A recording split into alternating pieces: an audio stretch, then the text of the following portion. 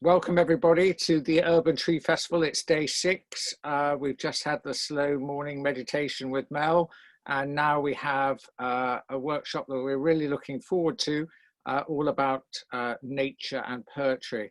And Sam Walton joins us from, she actually lives in Bristol, works at Bath Spa University. Now, one might imagine that she lives in a really modern and exciting city, which has got the fantastic broadband infrastructure. But alas, that isn't necessarily the case. So at points during the workshop, she may have to turn her video off so that you don't lose her audio, if that makes sense. There's some kind of issue around bandwidth in Bristol. Anyway, really lovely to see you, Sam. Thanks very much for joining us, and take us on the way. Brilliant. Thank you so much, Andrew. And yes, as Andrew said, I live in a kind of highly densely populated area that hasn't had much investment in broadband. So now that you've seen me, I will probably turn my video off just to improve the quality of the audio and help you to focus on the slides. So this presentation and this workshop really is about FOMO, the fear of missing out. And this is something that I've been reflecting on quite a bit over this lockdown experience. I think I have a real problem with kind of social FOMO because I've got friends, family in lots of different places, and I often feel kind of torn between places. And I've realized I miss people dreadfully at the moment, but I don't have that same feeling that there's loads of stuff going on that I should be going to, because there simply isn't. Everybody is at home taking care of themselves, which is obviously quite right. But I have been feeling a real fear of missing out on places and on experiences. So swimming in the sea, walking in the hills, just kind of getting out of the city and going to places that I really love. I've discovered this new FOMO of kind of natural experience, and have been trying to cure myself of this and make sense of this so that I can get on with other stuff during lockdown, and not be kind of overwhelmed by fear. And it's interesting, so I've been researching the connection between nature and well-being for a number of years, and I'm writing a book about this subject at the moment, the kind of deep history, the connection between nature and mental health. And one of the things that's really interesting to me is the role of kind of digital nature, virtual nature, in helping people to connect with the outdoors, with places. And part of me really likes this. It's kind of really democratizes connections with nature. It kind of brings places you can't necessarily get to into the palm of your hand, but into your phone.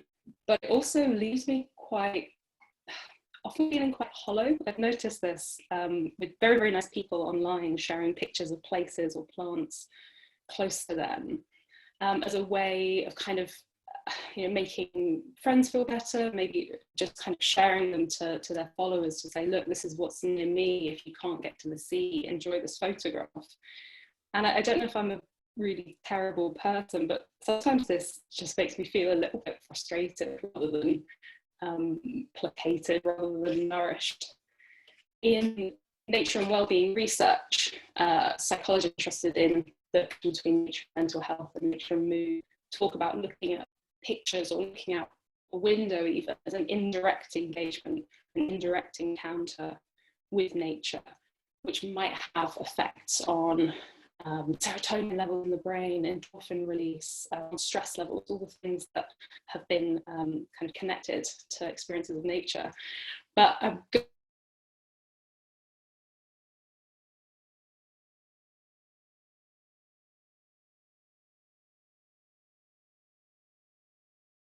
Oh, I'm so sorry. We seem to have now lost Sam altogether, so we'll try and get her back in. Oh, hello. Did I go? That was a rather surprising interruption there, Sam. Oh no, where did you lose me? Okay, we lost you. Your screen went, yeah. you're actually just moving to that screen, so sorry about that. Okay, back to you, Sam. Oh, that's great. No, that's okay. I'm just going to check my video shut, but my sound is on. Okay. Yeah, and this made me feel a bit differently about the way that I've been coping with lockdown. I've been sort of keen to live near some nice parks and sort of, like really beautiful nature reserve areas, Bristol. And I've taken some photographing little things all at home and putting them on my social media channels, and I thought, God, is this just annoying people? I've got this these places near me, or is this actually doing anything for anyone, or is it leaving them feeling the same sort of sense of hunger to be outdoors? So being a poet and being interested in literature, I turned something that I know better.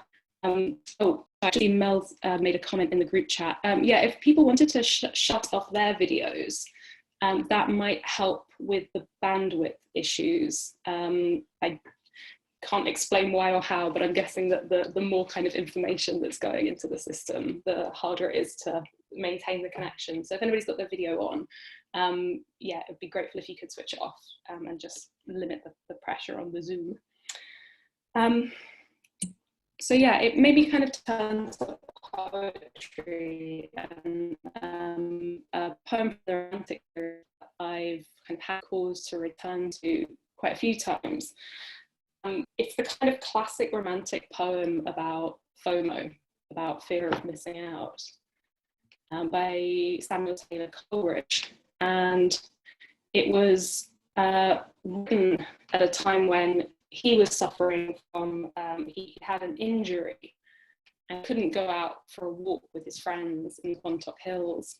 So writes this poem that's kind of rather petulant little intro from underneath a lime tree in his friend's garden. So I'll just read the first section. Well, they are gone, and here I must remain, this lime tree bough my prison. I have lost beauties and feelings such as would have been most sweet to my remembrance, even when age had dimmed mine eyes to blindness. They, meanwhile, friends who I never more may meet again, on the springy heath along the hilltop edge, wander in gladness and wind down, perchance, to that still roaring dell of which I told. The roaring dell, a wooded arrow deep and only back by the midday sun, where its slim trunk, the ash from rock to rock, flings arching like a bridge. That branchless ash, unsunned and damp, whose few poor yellow leaves ne'er tremble in the gale, yet tremble still, fanned by the waterfall. And there, my friends, behold the dark green file of long, lank weeds that all at once, a most fantastic sight, still nod and drip beneath the dripping edge of the blue clay stone. And so the Romantic movement in general was concerned with how nature affects mood, imagination, ideas, even a kind of ethics and morality. It was also concerned with the way that we sort of store up experience, the way that memory captures experience, the way we can access that later. You get this lost beauties and feelings such as would have been most sweet to my remembrance, even when age had dimmed mine eyes to blindness. He's not just missing out on an experience in the moment, he's missing out on something that he could have kind of kept with him, that could have nourished him in later years. There's this a real sense of loss and frustration here, and annoyance that his friends get to enjoy it while he can't. He's missing out on a place that he knows and loves, and he's really jealous about this. He's really envious about it, which is fascinating because so much of the Romantic movement is about kind of openness to beauty, being open to impressions of nature and to life. And there's something very closed off about this introduction. But the poem goes on. He's kind of imagining his friends further on their walk. Now my friends emerge beneath the wide, wide heaven and view again the many steeple tract magnificent of hilly fields and meadows and the sea, with some fair bark perhaps, whose sails light up the slip of smooth, clear blue betwixt two isles of purple shadow. Yes, they wander on in gladness all, but thou, methinks, most glad, my gentle-hearted Charles, for thou hast pined and hungered after nature many a year, in the great city pent, winning thy way with sad yet pain. Ah, slowly sink beneath the western ridge, thou glorious sun, shine in the slant beams of the sinking orb. Ye purple heath flowers, richly aburn ye clouds, live in the yellow light, ye distant groves, and kindle thou blue ocean. So my friend, struck with deep joy, may stand. I stood, silent, swimming, gazing round on the wide landscape, gaze till all doth seem less gross than bodily, of such hues as veil the almighty spirit, when yet there's a huge amount of detail and things I could sort of focus on here. But what's so interesting is, you get this romantic idea about nature being a kind of balm for people who are trapped in the city. And his friend Charles is somebody who's working in London, is on a holiday, essentially. He's on a kind of retreat to landscape. And it's so interesting that by thinking about the pleasure that his friend, who really deserves this experience of beauty, this experience of freedom and openness, it completely changes the mood of Coleridge, the speaker. It kind of gets rid of that sense of jealousy and kind of creates a real empathy, a real joy in the joy he imagines his friend must be feeling and feeling glad. It's lifting his mood because he's identifying with somebody else who's experiencing something that he cannot. Oops. I just look at the last part, and this is the kind of the third part of the poem, where attention totally refocuses away from the friends, away from the kind of the distant expanse that he's been imagining, and into the here and now, into his body in the place, the lime tree bower that at the beginning he defined as his prison. A delight comes sudden on my heart, and I'm glad as I myself were there. Nor in this bower, this little lime tree bower, have I not marked much that has soothed me. Pale beneath the blaze hung the transparent foliage, and I watched some broad and sunny leaf, and loved to see the shadow of the leaf and stem above dappling its sunshine. And that walnut tree was richly tinged, and its great lay full of front. And now with blackest mast makes their dark branches gleam a lighter hue through the late twilight. And though now the bat wheels silent by and not a swallow twitters, yet still the solitary humblebee sings in the beanflower. Henceforth I shall know that nature ne'er deserts the wise and pure, no plot so narrow be but nature there, no waste so vacant but may well employ each faculty of sense and keep the heart awake to love and beauty. And sometimes 'tis well to be bereft of promised good, that we may lift the soul and contemplate with lively joy the joys we cannot share. So I've read this poem in lots of different contexts with people, including Nature and Wellbeing workshop festival, where a lot of people who do, who are practitioners who lead forest therapies or kind of therapies of kinds have read this poem, and I don't necessarily know anything about the Romantic tradition and the way that poets thought about nature, a generous entity, but they got this poem straight away because it seemed to mirror what they were trying to achieve in their therapeutic practice. Some people kind of talk about that in terms of mindfulness, or in terms of kind of reframing or immersion in nature. There's lots of different language for describing this kind of experience. But what's so interesting to me, particularly in this period of closes down that FOMO and helps him refocus on the sense of life around him. moving beyond the sort of the jealousy to the lifting of the soul, he says at the end. 'Tis well to be bereft of promised good, that we may lift the soul and contemplate with lively joy the joys we cannot share. Kind of using his own senses, his own body, his own attention to detail and what's kind of happening all around him, to kind of stir more generous feeling, stir love and attention to beauty and kind of connection to the people that he misses as well. It's a really powerful transition from kind of the individual to a kind of collective experience that totally reframes basically his mood, and helps him focus on the beauty that's right there in kind of really, really humble nature. It's such an interesting poem because it's so different from the idea most people have about romantic poetry and the romantic experience of nature. We're often thinking about these figures like Wordsworth, sort of long-legged climbing hills, soaring over mountains, and they definitely did all of this stuff. But romantic poetry can also deal with experiences of illness and experiences of confinement, experiences of kind of closeness and smallness, as well as grand vistas, grand landscapes.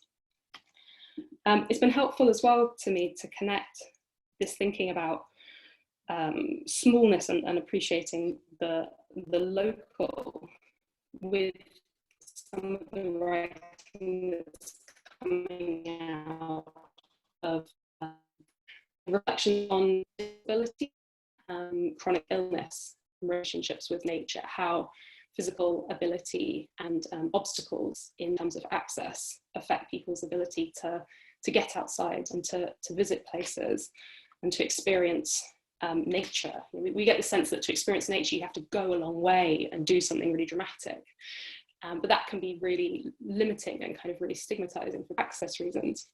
Alice Tarbuck, who's written about this really beautifully in an essay called Walking in the On Bodies anthology, which was published a couple of years ago, and she describes the way that chronic illness suddenly stopped her from being able to go on long walks and meant that she was pretty much confined to the home and garden. And this made her feel that she wasn't just kind of sort of frustrated and in pain, but she also felt that her relationship with nature had been severed.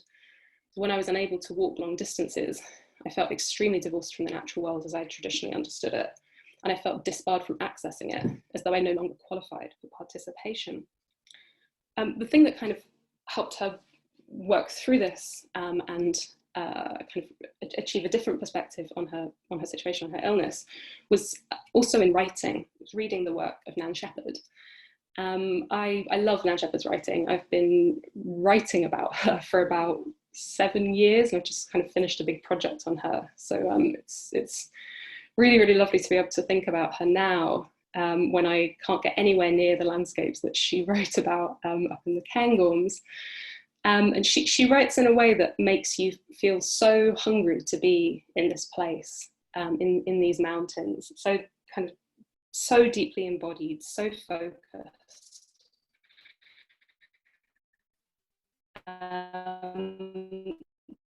She already focuses on the prowess of climbing, much more on sensation of being in the mountain, that real sense of pleasure. There's a million quotes I could choose from the book, but just some of the ones that really, really, really focus in on experience.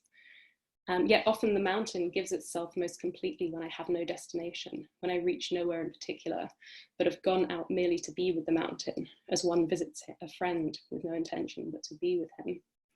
Sense of the mountain as a friend rather than a sort of landscape to conquer and move as quickly as possible across. It's really interesting. And then the whole skin has this delightful sensitivity. It feels the sun, it feels the wind running inside one's garment, it feels water closing on it as one skips under. In the mountain, one may live a life of the senses so pure, so untouched by any mode of apprehension extension of the body, may be said to think. The way that Alice Tarbuck kind of, I mean, she gets a lot out of Nan Shepherd, and it's a really, really wonderful essay, her walking essay. But she describes how she kind of refocuses her attention in the place that she is, as opposed to kind of feeling this sense of guilt and kind of frustration and kind of entrapment in her body because of the places she can't access. So during the period when my mobility was very limited, I started going into the garden, down the stone stairs in my parents' house, and sitting in a chair at the bottom of the stairs. Then, often wrapped in a blanket, I'd wait to see what happened. There was always something. A robin in the bushes, a sudden gust of wind that set the maple tree rattling. These things which I had so often walked past, walked through, been too fast for. Suddenly became small comfort. Because my world had become very small, and I barely left house unless it was in the car. I came the pond, my lock, the Lord's observable alteration in the world. A new bud or the falling of a leaf can hold enormous joy and give a sense of the greatness of the world without having to tower over it from a mountaintop.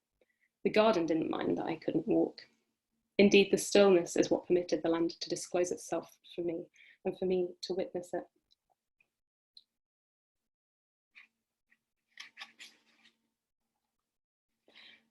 So reading Tarbuck's essay and kind of reflecting on the way that she both learns this huge amount of detail, a huge amount of greatness, and be a source of joy. You don't need a kind of huge expanse, a huge vista, a day of walking to gain that. I think is really, really powerful at the present moment.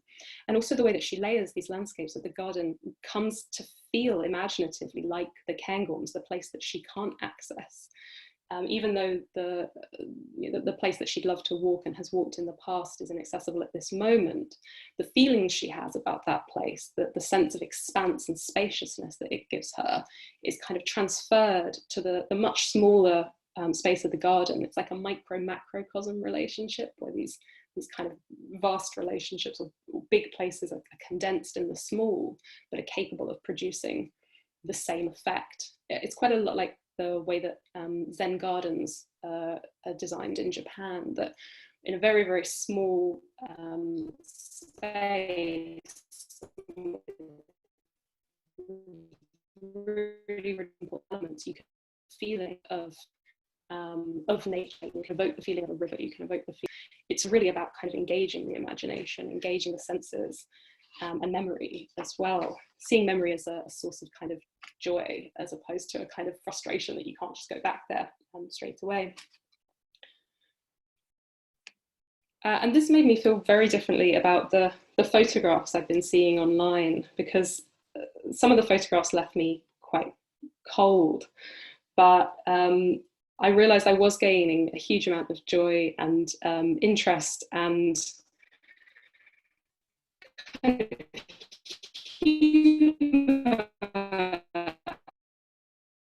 and fun from photographing places they've been, like their flats, their gardens, plants that they were growing. The little details of their lives became really, really important and really quite moving to me, because it gave me access to places I couldn't be, and people like, well, the things that are bringing them joy in their lives right now, the way that they're now their places and finding interest where they are, even if where they are is not, you know, some fabulous nature. It's just a sort of shelf or windowsill flat where or it kind of produces a real kind of radical sense of to travel imaginatively and feel close to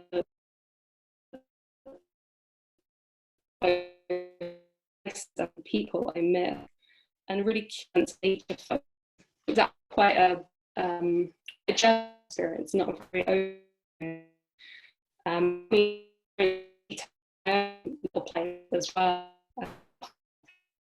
Brush when I know safe and more advisable to do so through through attention to the things that are bringing me joy, and through kind of shared excitement at the things that are bringing them pleasure as well.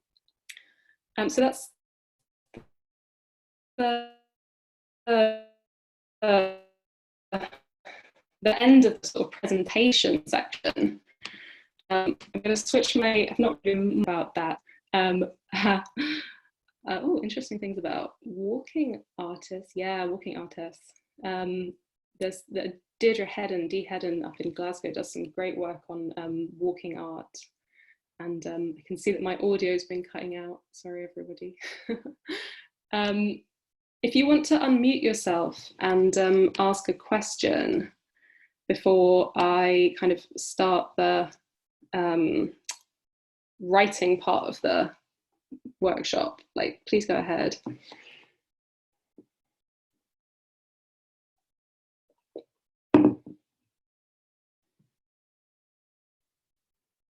Anyone got any questions? We can't see you, so just call them out or drop something in the chat.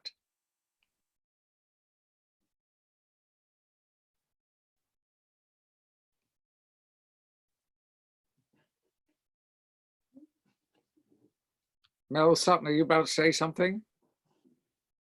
No. Oh, okay. You just unmuted yourself, so I was wondering whether you might. Something that I'd like to ask. I love writing poetry. I'm Jackie, by the way. And I sometimes find myself getting a bit bogged down with cliche. And I wondered if you'd got any suggestions for using, I don't know, even really more contemporary language to convey what I want to say without getting bogged down in cliche, because I hate it when I do that. Well, the fact that you're noticing it and you know, you can pinpoint what it is you're doing and what you don't like is a really good start. So yeah, the value of knowing what your weak places are, or where your tendency to kind of lean on cliche are, is really, really helpful. I try to think about what it is you're actually trying to say, and say it in the plainest language possible, and then maybe like try saying it in different tones, possibly. Like if you're saying something and you're falling into a kind of, I don't know, like a mock heroic register, or you're falling into a kind of sentimental register, like try saying it in a funny way, try saying it in an angry way, just try expressing it in a different voice, possibly. Okay. That's helpful, because I'm a romantic and I tend to fall into romantic language, so it's really helpful to think about using a different voice. Yeah, I mean, I've brought along a romantic poem, and I'm kind of really interested to see what people come up with in the writing section, if you kind of end up evoking that language or using your own. So maybe that's a good segue actually into the writing exercise, to think about, just because you're reflecting on or kind of building on ways of knowing the natural world that have this kind of long history that comes from the Romantics. Like nobody expects you to write or speak or think in their language, but you know, we're sort of always in a conversation with the past when we write. Sometimes it's fun to kind of write against their language, kind of try to turn it. We talk about in kind of literary study, kind of like trying to flip it around, or kind of speak back to it, or evoke it comically even, can be quite effective. Okay, brilliant. I'm going to introduce the exercise now to get everybody writing for a bit. I might just mute everyone again. And then I'll see if any questions have popped up in the chat while I leave you to write. So yeah, the first part, I'll just give you 3 minutes for each of these. The first part is to think about a place that you miss and try to describe as quickly as you can its colours, the quality of the light, the scent, how the ground feels beneath your feet, and the feel of the air there. Everything that you can that kind of it describes not just the look of the place, but the way that it feels to be there in the body, in the senses. I'll give you 3 minutes for that.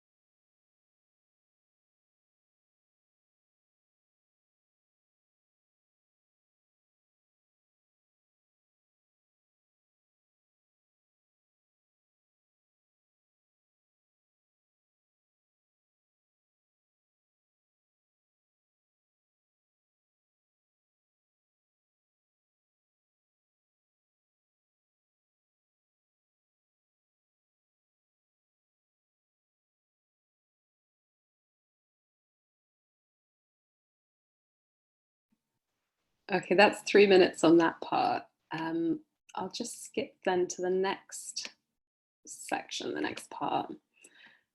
So below that, or after that, think about a person that you miss, and the place that's bringing them the greatest kind of joy or interest or comfort right now. Meditate on what is giving them strength and helping them take care of themselves wherever they are. And any thought you have, you might want to address that person, you might want to kind of speak to them, or you might want to reflect on them in the and writing anything about a person that you miss and the place that they are at.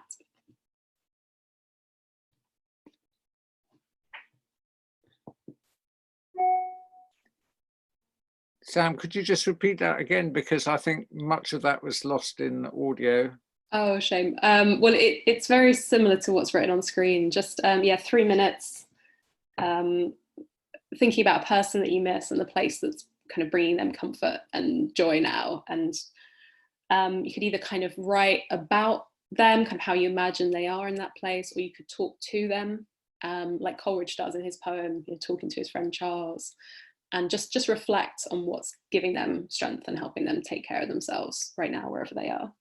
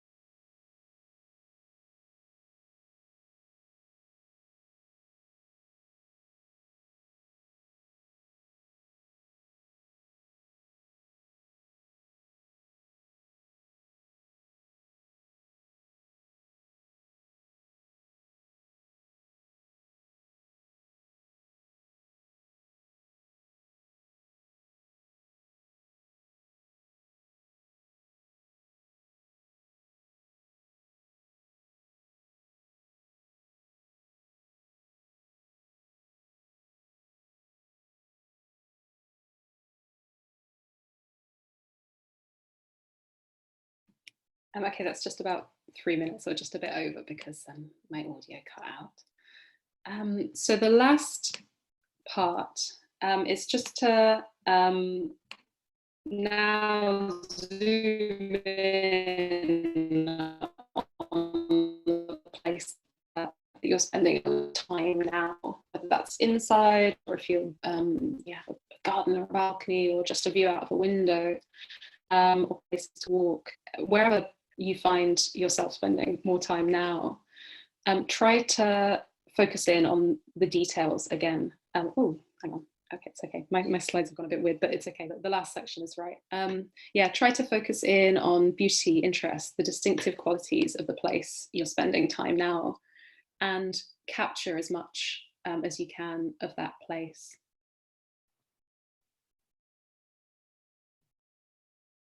And yeah, another 3 minutes.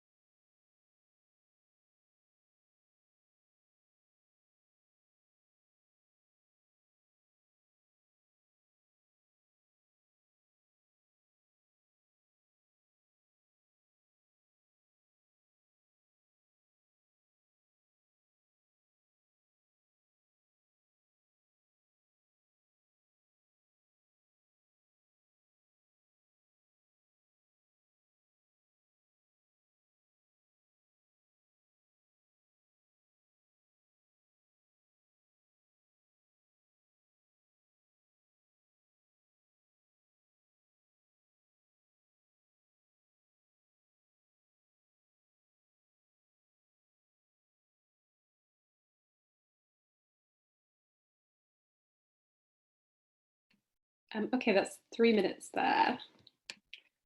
So the final sort of thinking, the final section is just to look back at what you've written and think about how you might connect the 3 sections in any kind of final thoughts, any kind of closing statements. And how does focusing on detail, the experience of somebody you care about, help you reflect on your own immediate location? Is it comforting? Is it does it change the way that you feel about where you are now, or about the experience of this very strange experience we're all sharing of this lockdown? Can you kind of weave these sections together in any way? Just give 2 minutes to think about that.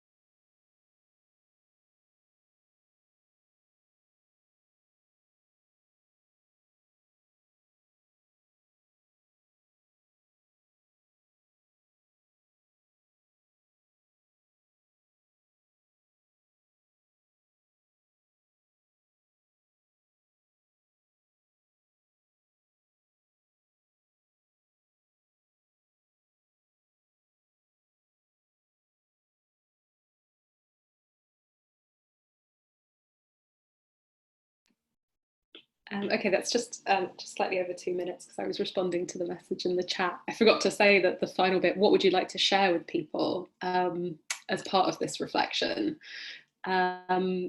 Yeah, what you're kind of enjoying in your location, the idea of kind of gifting your sense of place or your sense of where you are to people that you're missing is something I'm really interested in as well, but hopefully that might have come up in your final thoughts.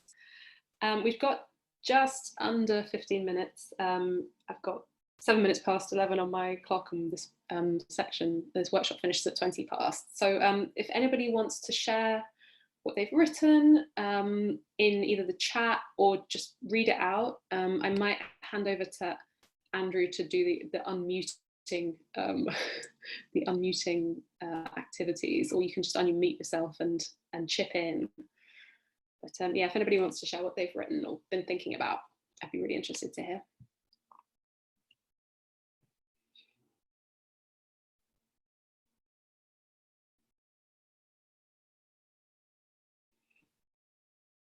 Come on, don't be bashful. There must be someone.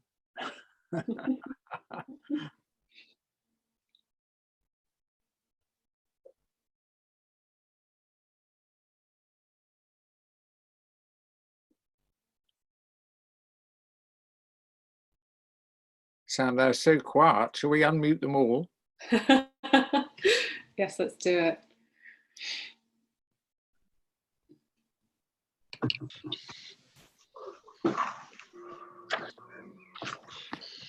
Is anyone prepared to read anything else or share it, or is it all too close and too rough and raw? Nina Lewis has got her hand up. How about that? Sure, Nina, thank you. Can you hear? My audio is always a bit dodgy. Yeah. Yeah. So I'm just going to read a tiny bit from the first part of the activity. I'm shielding, so I'm pretty much inside, although I fortunately have a garden. And I have been for the last few days imagining the local wood. I'm in Worcestershire, so it's quite a countryside / urban. The dappled light from heaven converts every branch above my head. Spark summons tree does it sits with sap. I feel the altar peace as soon as I imagine the great canopy of leaves busy chatting to each other across the rivers. I stand and listen to their foreign tongues. I feel the dense air rest its hands on my shoulders. It trusts that I will listen. Thank you so much. That was really beautiful. And it's interesting, you said that you're kind of, there's a place that you're imagining. Are you kind of doing that? Are you thinking of specific places, or are you imagining like a journey through that that place? Are you imagining kind of stillness or movement? When I've been thinking about it for the last few days, I've literally it's quite a lot of woodland, and it's one that I used to walk as a child. I moved away from home and lived all over for a decade, and I've moved back to like my home county. So it's a woodland that I know really well. But when I've been imagining it, I've literally been imagining 2 trees away from where you park, just the beginning of it. So there, when I was doing the writing, I was just literally a few steps. I mean, I couldn't see cars. I wasn't imagining the cars. I was in the wood, but just standing before a walk, sort of thing. But then in the second part, my great auntie, who's 99 years old, is housebound at the minute following a hip. I won't go into detail, sorry. But anyway, she's been poorly in hospital, and now she's got a carer, which in COVID, we're really glad that she's got somebody with her because she lives on her own. But she's chair-bound, but by a big window. And I am not chair-bound, but have been doing lots of writing, sitting in my armchair. So the connection between the next 2 parts is an armchair and a window. So, yeah. That's really, really wonderful. And that sense of kind of being with somebody in experience or in imagination, even if you kind of can't be proximate to them, I think, yeah, it's really powerful. I love that sense of like a place that you know really well. Like I do this thing, I have a lot of problems with insomnia, and a often tried and tested way of getting to sleep is imagining the beginning of a journey into a place I know really, really well, like a childhood place. and just the way that it can completely change like my experience of anxiety or my experience of sleeplessness. Yeah, it's so powerful and very hard to capture in literature. So yeah, thank you so much for helping us focus on the details. I wonder if anybody else wants to share. I will. Fabulous. Hi, Jackie. Hi. I miss the sea, the sound of pebbles clattering back on the ebb, the sparkle of sunlight on water thrown over deep blue and white, the slightly sour, pungent smell of drying seaweed, the cool, damp air against my skin, the taste of salt on my lip, rime on my glasses, but more than anything, I miss the sound of the surf. That's lovely, thank you. It's so interesting that, yeah, you really took that focus on the body and kind of cycling through the senses, that like missing the sea isn't just about missing the look of the sea or the kind of the feeling of arriving, but the way that these experiences kind of totally affect the body, like even the salt on the lip and the kind of the feeling on the skin. Did you enjoy the exercise? Like, are you used to writing in with that level of detail? I realised that I haven't missed that many people because I've kept in touch with them by phone or Zoom. And I am much more connected to nature than I am to individuals. And I do miss people and I'm always glad to see them. But my heart and my soul connects with woods and trees and the sea. Yeah. Yeah, well, I mean, that sense of connection came through really beautifully in your work, and it sort of reminded me of a comment that's kind of been up in the chat about somebody who's sharing how they're kind of doing virtual talks with somebody who's in a place and kind of using that relationship with that person as a way of kind of getting to that place or being in that place digitally. So yeah, it's interesting to say that you're kind of connected to people virtually, but like maybe missing places quite a lot. The interesting thing is the only person that I've really missed is my friend who got stranded in Canada. And we just don't work on the phone. We're two people that have to be in the same room. That's how we function best as a relationship. And I have missed her. Yeah. Yeah, I think that in the same way as like the virtual experience of nature is kind of not, it doesn't give you the scent, it doesn't give you like the taste, it doesn't give you like the presence, but sometimes other ways of kind of using technology can help evoke that place, maybe through thinking about other people's experiences of it. I think a lot of people are finding the Zoom way of connecting is very different from being in the room with somebody. Well, like it's helpful, it's really, really good, but it's different than being in the room. Yeah, thank you so much, Jackie. I wonder, just seeing if the chat's popped up. Okay, does anybody else want to share? We've just got about 3 minutes left, so maybe one more person if there's anybody who wants to put their hand up. Your hand up. You can actually put a hand up in the chat as well if you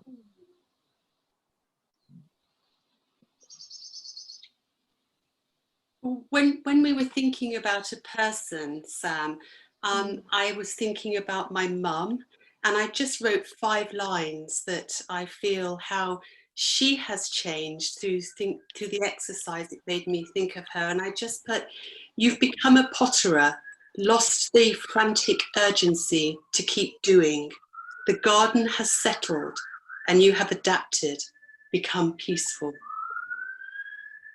Really lovely.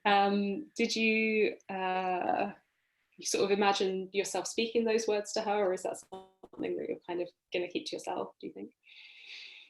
I could imagine saying that to her. I've noticed with this isolation that, you know, she's a very active, almost 80-year-old, and you would never think so. And she was very defiant at the beginning. But she's just completely changed, and she's just become so much more connected with nature. and spending time. We have a beautiful garden, so they spend time in the garden, and she's just become much more settled. And I feel as though the garden and her have almost merged into one. It's been very lovely. Oh wow! Well, yeah, I think you captured that really nicely in your writing. Thank you for sharing. I think that okay, we've got a plug here in the chat for the Nature Writing Showcase that's coming up, and I know that this is a really, really busy program, so I think we'll end it there so that everybody can get back to their days or kind of go to another event. But yeah, thank you, Andrew and Mel, so much for inviting me, and thank you everybody for coming along and for sharing.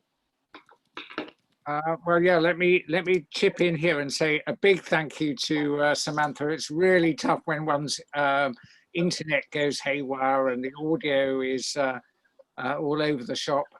What we're planning to do is we will do a video recording. We'll release this and we'll try and provide a transcript. We might ask Samantha if she can give us notes to some of the slides. But otherwise, thanks very much for staying with it, and we hope to see you at other events during the festival. Thank you very much.